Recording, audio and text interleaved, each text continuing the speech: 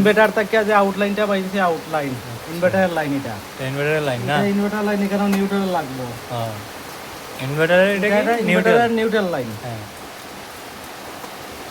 ইনভার্টারের neutral না এটা হচ্ছে ইনভার্টারের নিউট্রাল লাইন ফিটিং হয়ে গেল ঠিক আছে এটা হচ্ছে ইনভার্টারের ফেজ লাইন এটা ইনভার্টারের ফেজ লাইন তো এটা লাগবে এটা পরে ফিটিং করব আচ্ছা তো বাকিগুলো তো হইছে এটি হইছে ঘরের বোর্ডের নিউট্রাল লাইন হ্যাঁ বোর্ডের মেইন নিউট্রাল লাইন আচ্ছা আচ্ছা এইগুলা ফিটিং করি লাই আগে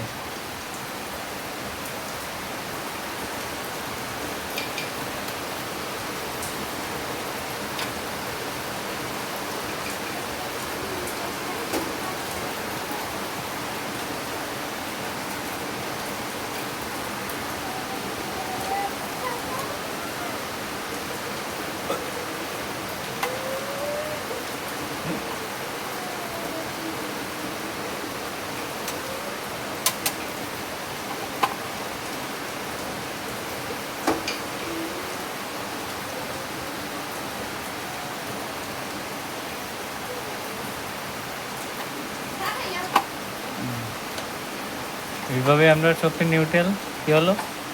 লেগে গেল না নিউট্রাল কানেকশন শেষ হয়ে গেল বন্ধুরা তখন রয়েছে ফেজ কানেকশন আচ্ছা এটি হইছে বোর্ডের সব লাইনের বোর্ডের ফেজ দেখতে থাকো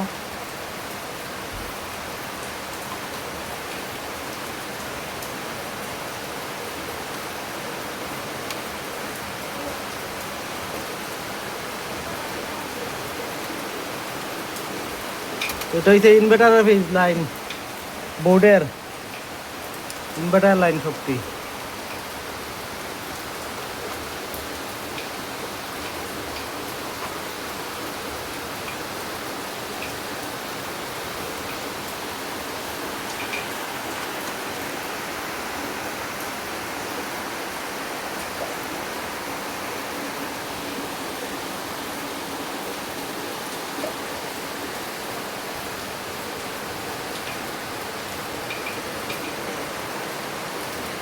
টাইট একদম বালা করে দিতে লাগবো বালা করে টাইট দিতে লাগবো ভাঙ্গা রাখবো একদম টাইট না দিলে পার্কিং করবো লুজ হয়ে যাবে বাস ইনভার্টারের যে বোর্ডের ফেজ লাইন এটা কানেকশন শেষ তখন এটা হচ্ছে কারেন্টের লাইন মোটরের লাইন আছে ইনভার্টারের চার্জের বোর্ডের লাইন আছে চার্জের লাইন আউটপুট ইনপুট হ্যাঁ তো এটি কানেকশন শুরু করি এটা হচ্ছে করে ফ্রিজের লাইন হ্যাঁ আচ্ছা এটা হচ্ছে করে ফ্রিজের লাইন হ্যাঁ কেন এটা হচ্ছে ফ্রিজের লাইন এটা হচ্ছে মোটরের লাইন এটা হচ্ছে তোমার ইনভার্টারের ইনলাইন এটা ইনলাইনের ফেজ এটা ইনলাইন নিউট্রাল আর এটা হচ্ছে ইনভার্টার মোটর আর ফ্রিজের নিউট্রাল লাইন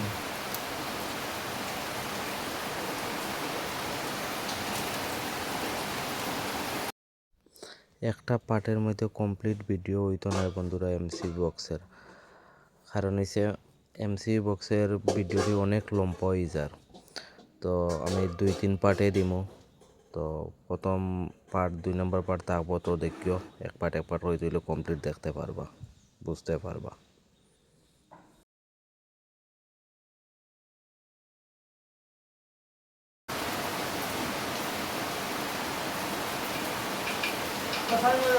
হ্যাঁ আইসি আই এটা হচ্ছে 8 জিবি থেকে নিউট্রাল লাইন